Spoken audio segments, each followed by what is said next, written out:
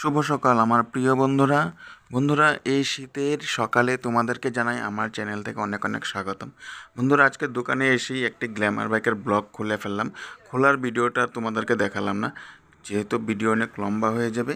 তাই বন্ধুরা, সকালে এসে প্রথমেই এই বাইকটির ব্লগ কিট চেঞ্জ করবে কাস্টমার বলল, তাই সব কিছু ওপেন করে নিলাম। আর বন্ধুরা, তোমরা ভিডিওটি দেখতে থাকো, স্কিপ করবে না। আর চলো ভিডিওটি বেশি লম্বা না করে স্টার্ট করে দিই, দেখতে থাকো ভিডিওটি। বন্ধুরা, প্রথমে জেনুইন ব্লক কিট এনে নিলাম।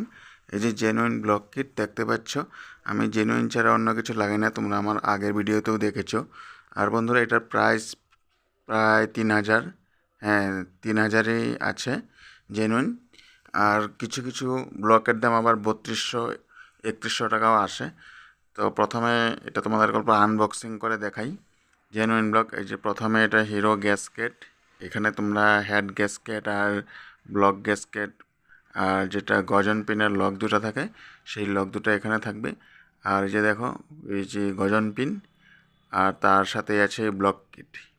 ব্লক কিটও, যে ব্লক কিটের মাঝখানে আবার দেখতে পাচ্ছ যে এগুলা রিং পিস্টনের, আর পিস্টনটা ভিতরে দিয়েছে। খুব সুন্দরভাবে সেটিং করে ওরা মালগুলো প্যাক করে পাঠায়। আর বন্ধুরা, এখন হেডটা খুলে নিই। হেডটা পুরো পার্ট খুলে দেওয়ার পর দেখি যে ভ্যালভগুলো আছে, পুরনো ভ্যালভগুলো অনেক খারাপ হয়ে গেছে।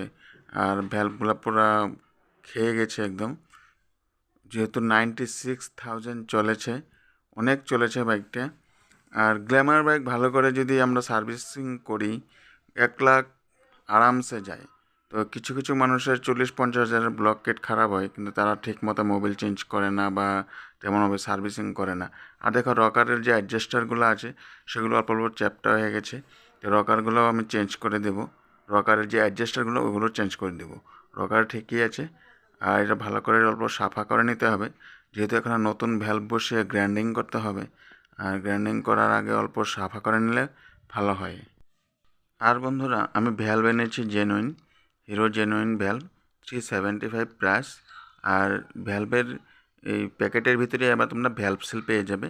তো তোমরা কম দামে না লাগিয়ে জেনুইন লাগাও, আর জেনুইনের ভিতরে তোমরা ভ্যালভ প্লাস ভ্যালভ সিল দুটোই পেয়ে যাবে।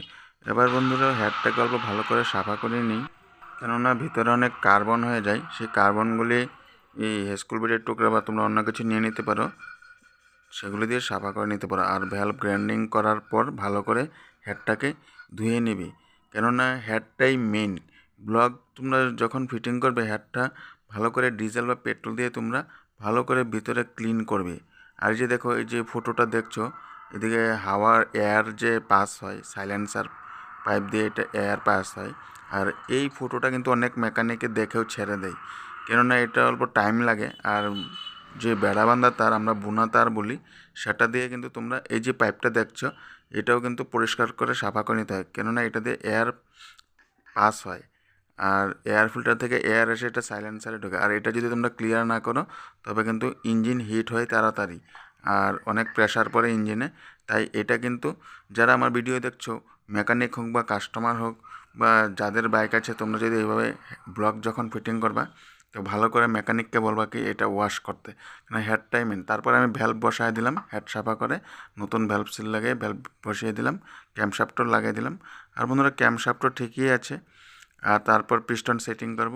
আর বন্ধুরা, পিস্টন সেটিং রিং সেটিং করার আমার ভিডিও দেওয়া আছে, তোমরা দেখে নিও।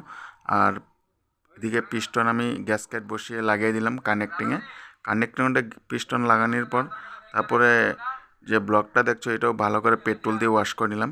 তোমরাও ওয়াশ করে নেবে, যতই মানে প্যাকেটিংয়ে ক্লিন থাকুক না কেন, তোমরা পেট্রোল দিয়ে অবশ্যই সাফা করে নেবে, কেননা এটার ভিতরে অনেক লোহার গুঁড়া বা তেমন কিছু থাকতে পারে, তাতে কিন্তু পিস্টনের প্রবলেম হতে পারে। তাই তোমরা ভালো করে এটাকে ওয়াশ করে নেবে। আর দেখো, পিস্টন আমি টপ করে নিয়েছি, আর যে নিচে কেটিসি আর ইন লেখা, পিস্টনটা কিন্তু সবসময় উল্টো বসবে, এটা তোমরা ধ্যান রাখবে। কেটিসি বা নি বসালে কিন্তু হবে না, এই তোমরা সবসময় কেটিসির নিটা উল্টোভাবে বসাবে। আর বন্ধুরা, হেড বসানোর পর যে মেন চারটা স্টার্টের যে বোল্ট আছে সেগুলো সমানভাবে টাইট করতে হবে, কেননা কম বেশি হলে কিন্তু তোমাদের বোল্ট ভাঙার কিন্তু চান্স থাকে। এরপর বন্ধুরা, আমি টাইমিং চেন বসিয়ে দিলাম। আর টাইমিংয়ের ভিডিও কীভাবে মেলানো যায় আমার আগের ভিডিওতে আছে, তোমরা দেখে নেবে, তাও এখানে দেখে নিও।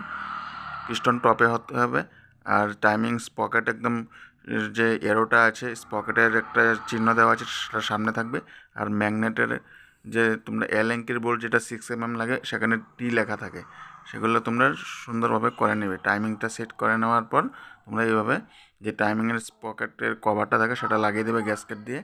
এরপর ভ্যালভ অ্যাডজাস্ট করার পর ভালো করে যে তোমরা ট্যাপেট কভার আছে সেগুলো লাগিয়ে দেবে। বন্ধুরা এবার আমি সব কিছু সেটিং করে নিয়েছি, তো এখন মোবিল ইঞ্জিনে ঢালবো আর প্লাগ ঢালবো, আর এখন তেমন কিছু কাজ নেই, সব কমপ্লিট। আর এখন মোবিল হিরো মোবিল ঢালবো 10W30। আর তোমরা যখন গ্ল্যামার সুপার স্প্লেন্ডার বা সিটি ডিলাক্স যে কোনো হিরোর বাইকে কিন্তু তোমরা হিরো মোবিলই ঢালবে, হিরো জেনুইন। আর এখন আমি এই যে চ্যাম্পিয়ন প্লাগ অরিজিনাল লাগিয়ে দিলাম। বন্ধুরা আমাদের এখানে প্রচুর ঠান্ডার জন্য আমার ভয়েসটা অল্প কেমন ঠিক হচ্ছে না, তো তোমাদের বুঝতে কিছু অসুবিধা হয়নি তো? অসুবিধা হলেও কিছু করার নেই, নিজের বন্ধু ভাই দাদা বলে অল্প অ্যাডজাস্ট করে নিও। বন্ধুরা এবার সব আমার কাজ ক্লিয়ার, এবার স্টার্ট করে তোমাদেরকে দেখাবো কেমন হয়। তোমরা সাউন্ডটা শুনো, সাইলেন্সার লাগাইনি, সাইলেন্সার অল্প পরে লাগবে, জাস্ট স্টার্ট করে দেখি আগে।